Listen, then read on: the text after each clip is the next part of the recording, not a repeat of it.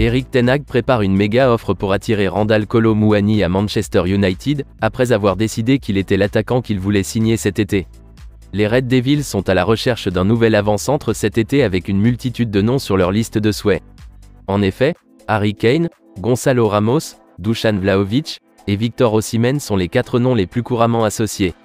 Cependant, les accords pour le quatuor restent difficiles, les négociations sur Harry Kane et Victor Osimhen étant considérées comme extrêmement problématiques.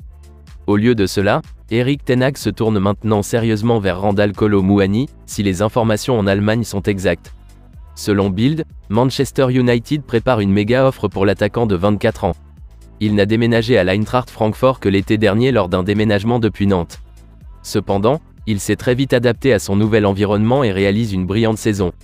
En effet, dans l'état actuel des choses, il compte 16 buts et 14 passes décisives en 34 matchs toutes compétitions confondues jusqu'à présent. Selon les rapports, Frankfurt est prêt à vendre si Manchester United fait une proposition gigantesque. Et il rapporte qu'une offre de 120 millions d'euros les convaincra de vendre avec la Bundesliga prête à laisser partir l'attaquant.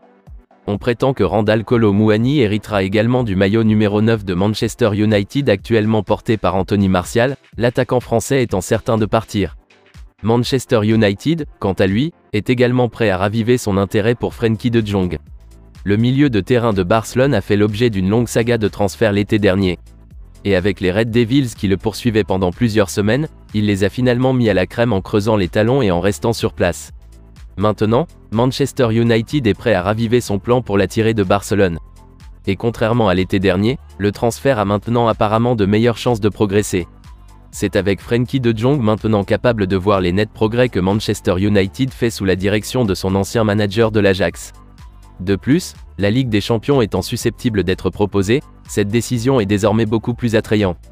De plus, les finances de Barcelone causant toujours des problèmes, les géants de la Liga nommeraient leur prix.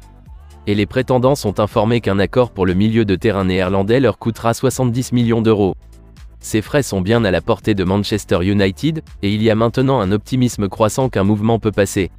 Chelsea est également enthousiaste, mais la présence d'Erik ten Hag, ainsi que du football UCL, leur donne un net avantage.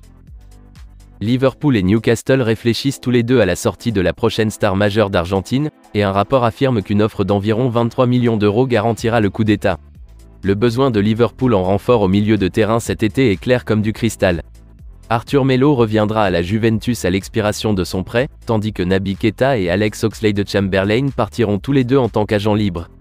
Jude Bellingham reste la cible principale du milieu de terrain de Jürgen Klopp, bien que les arrivées ne puissent pas s'arrêter à une seule. Newcastle, quant à lui, a désespérément besoin d'une plus grande force en profondeur s'il veut survivre en ajoutant une campagne européenne à sa liste de matchs la saison prochaine. Eddie Howe possède un formidable 11 le plus fort, bien que la qualité plus profonde au sein de son équipe fasse cruellement défaut.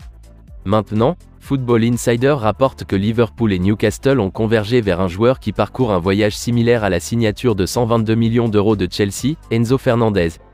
Le milieu de terrain de Boca Juniors, Alan Varela, est l'homme en question, le joueur de 21 ans semblant prêt pour de grandes choses. Alan Varela joue principalement dans une position de milieu de terrain défensif, et aurait été parmi les candidats pour remplacer Enzo Fernandez à Benfica après la descente de Chelsea en janvier. Alan Varela est finalement resté en Argentine, bien qu'il soit peu probable qu'il reste longtemps dans son pays d'origine. Boca Juniors a déjà réalisé plusieurs demandes pour Alan Varela, y compris depuis Bournemouth lors de la dernière fenêtre hivernale. Liverpool et Newcastle sont tous deux à la recherche du joueur, et il est affirmé qu'une offre comprise entre 18 et 23 millions d'euros suffira à faire chanter Boca Juniors.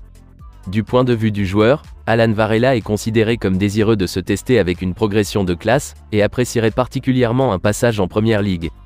Alan Varela a signé un nouveau contrat avec Boca Juniors aussi récemment qu'en août de l'année dernière.